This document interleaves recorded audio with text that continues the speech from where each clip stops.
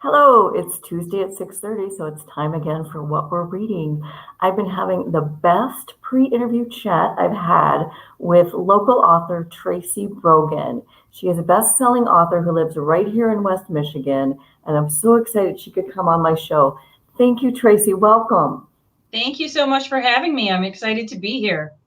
Now, KDL owns all of your books, of course. Your debut novel was Crazy Little Thing. But you've got, and that's part of a series. You write series books, and our patrons love series books. So one of them is about Trillium Bay, and the other one's about Bell Harbor. Correct. Yep. Now, those are really Michigan places, though, aren't they, Tracy? Those are Michigan places. They're not. Trillium Bay is sort of my reimagined version of Mackinac Island, which we all know and love. Yeah. And then Bell Harbor is sort of a collection of Saugatuck, Grand Haven, East Grand Rapids, kind of a lot of little Michigan beach towns, sort of all mixed in together. And you write what's, I think, the hardest thing to write, and people always ask me for these kind of books. Your books are funny. Thank you. That's what I'm going for. So I hope they are funny. So how do you do that? That must be really hard because that's not easy to write funny. I will admit it's not easy to write funny. For one thing, humor is subjective. And so I will be the first to admit that not everyone thinks I'm funny. That was something I had to accept when I first started putting books out. I think that I naturally see humor in situations that maybe other people don't. And I have learned how to take a situation or a sentence or a paragraph or a scene and twist it in a way that really kind of wrings every bit of humor out of it as possible. So I think probably my most favorite compliment from a reader is when they say, "Oh my gosh, your book made me laugh out loud." I get lots of notes from people saying, "Oh, I was so embarrassed because I was reading your book on an airplane and I was really annoying all the people around me because they kept laughing." So yeah. And you've got a brand new one of the Trillium Bay series coming out. We can't get it yet. 2 weeks till we can buy it. Actually, it comes out next Tuesday, the 8th. Next Tuesday. Okay, so yes. But you have it there, so let's see it. I do. So that is My Kind of Perfect. And that's the third book? That is the third book in the Trillium Bay series, and the whole series is about three sisters, the Callahan sisters, who grew up on Wenaway Island, which is, again, my reimagined Mackinac Island.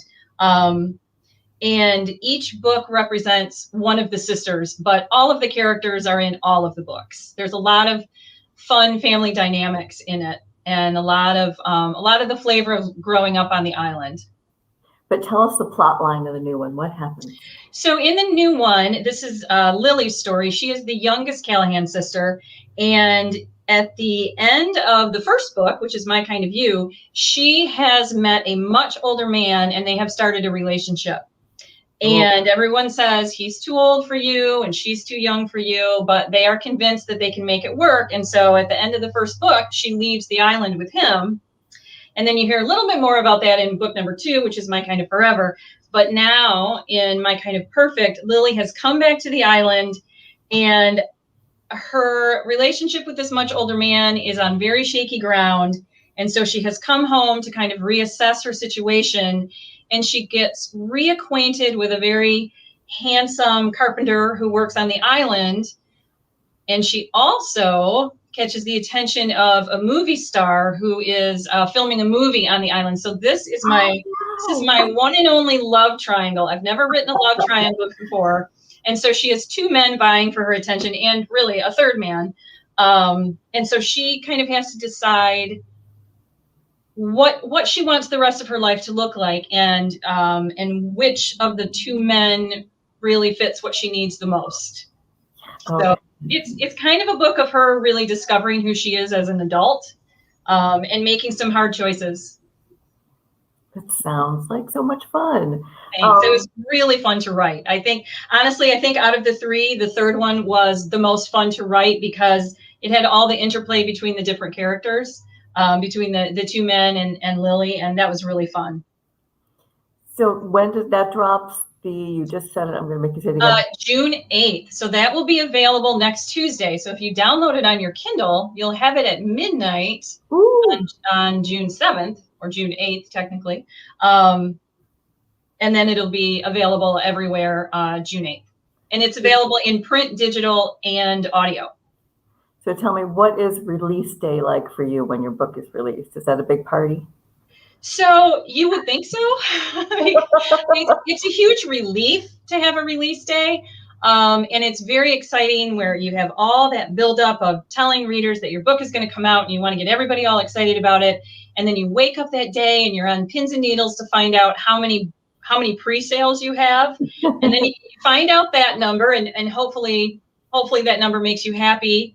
And then people will send you a bunch of text messages first thing in the morning that say, congratulations. And then everybody just goes back to their normal life. So you feel like it should be, champagne and roses, and it's really not. And in fact, there was one release day where this was early in my career, but I was trying to celebrate my release day, but my daughter had a science project due, the quintessential science project. So I responded to a couple of congratulatory emails, and then we went to Myers so I could get her poster board and duct tape.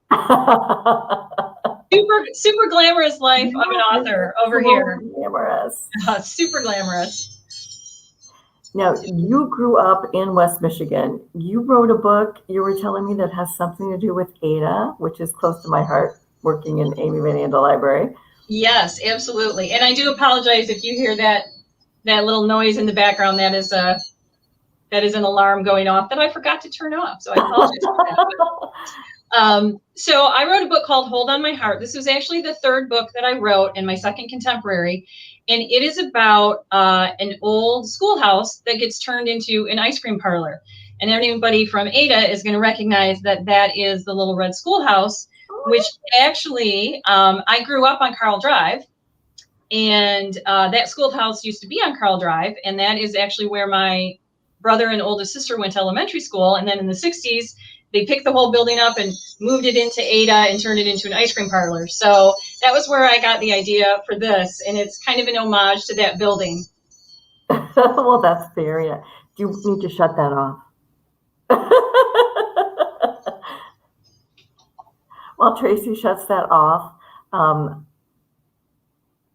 I just want to say that not only should you buy her book. I do so apologize. I told them not to call me. You have a message from a fan. I can see that in our chat. We've got John Covington says, congratulations on the new book. Thank you very much, John. I appreciate that. Yay. So John, run out and buy it. So we know it's Wenaway Island. That's Mackinac Island. So where is your other series takes place on Bell Harbor? Mm-hmm. Is that a specific spot in Michigan? It's really kind of it's a collection of Saugatuck, East Grand Rapids, Grand Haven. So I took your basic Michigan beach town and gave it sort of a Saugatuck, East Grand Rapids flair. So it's not a specific location, but it is reminiscent of dozens of places in Western Michigan. Oh, great. So when we read it, we'll feel at home. Yes, absolutely. I have a lot of people who will send me notes and say, oh, I think, you must be talking about such and such location. And I'm like, well, sort of. I sort of am. Now, and do the people in your life, your family and your kids, think that you're not only writing about where they live, but you're writing about them? Absolutely. And in my first book, there's definitely a lot of family jokes that I included in that, and a lot of funny random things that my kids had said that made their way into that book. And one of the major characters is Aunt Dodie, and she is very much based on my crazy Aunt Margaret, who was a flapper in the 20s. Really? Yeah, she was cuckoo. I loved her like crazy, and she was a great character. But other than that, honestly, there's no character I've written that has specifically been one person. I mean, I definitely have taken traits from different people that I know and different actors and movie characters and things like that. And so I can see why people read it and think, oh, I really recognize that. but I do that partly just to make the characters relatable, because everyone says, oh, I have an Aunt Dodie. Everyone has a crazy aunt, or everyone has a stern father or something like that. So there's no one person that is in any of the books. Do your friends and family think you're putting yourself in the book? So the main character in Crazy Little Thing is, I call her charmingly neurotic. And there's a lot of me in her. She aspires to be a professional organizer, and she has put labels on her refrigerator shelves that no one adheres to. And I actually do have labels on my refrigerator shelves that no one pays any attention to. So I think probably of any of my characters, there's probably the most me in her. But I would like to think that I exaggerated everything and that I'm not quite as quite as unglued as she is, because she really is struggling a lot. And did you always want to be a writer when you grew up? I did. I always wanted to be a writer.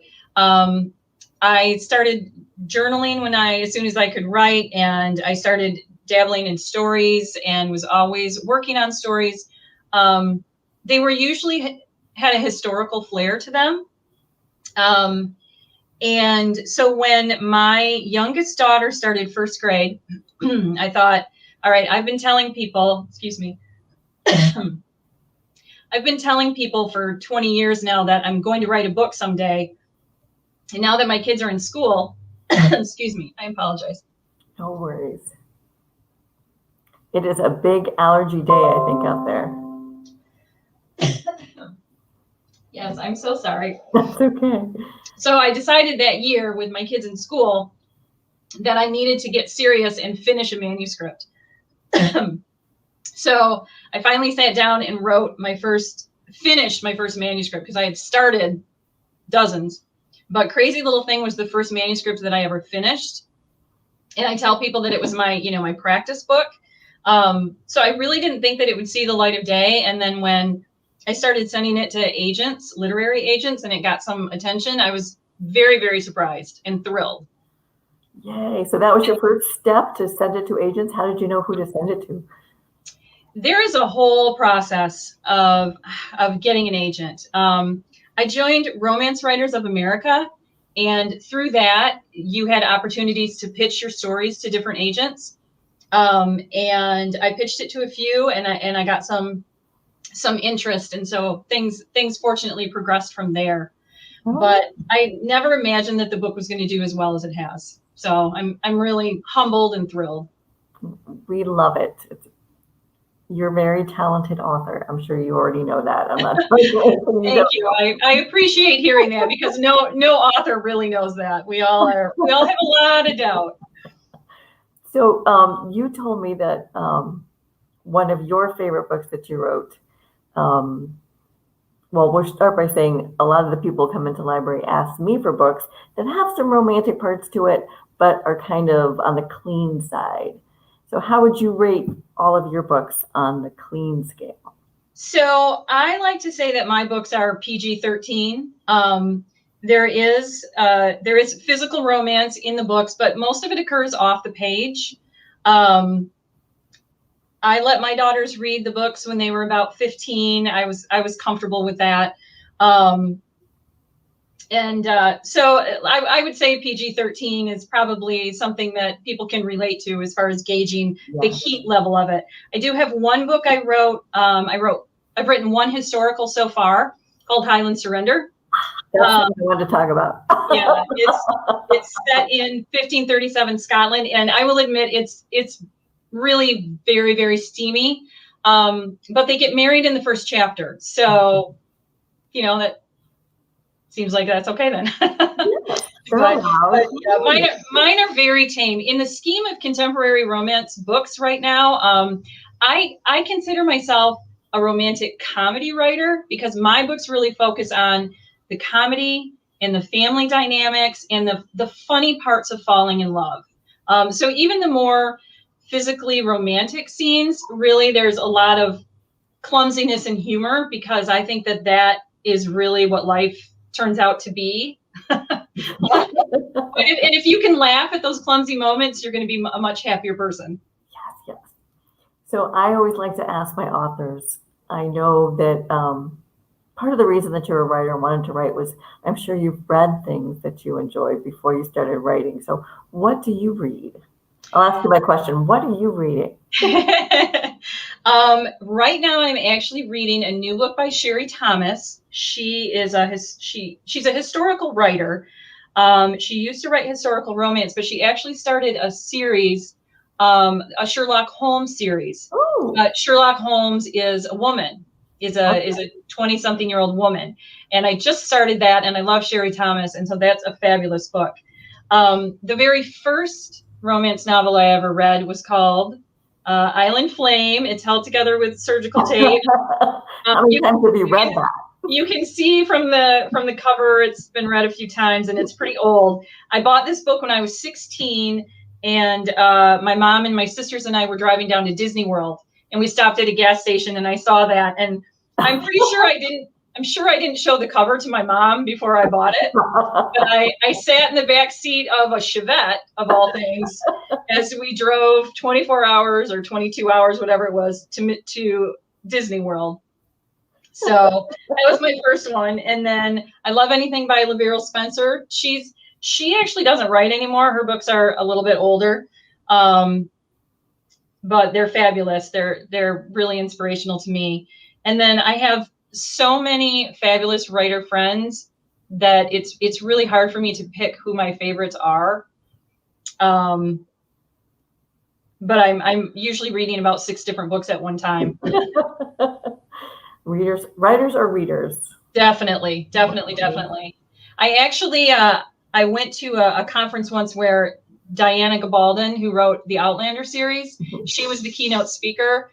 And she said, if you want to know how to be a successful writer, she said, read, write, and don't stop. And that was it. That was her advice. And so anyone who says that they want to write a book, but they're not an avid reader, probably isn't going to do that well at writing. You really, you need to keep reading. So I love readers. Yay, so do I. Yeah. Well, thank you so much for joining us tonight, Tracy. You are fabulous, and I hope your book is a bestseller too. Why, thank you. I really appreciate that. Thanks so much for having me. Oh, it was great seeing you. Good night, everybody. Good night.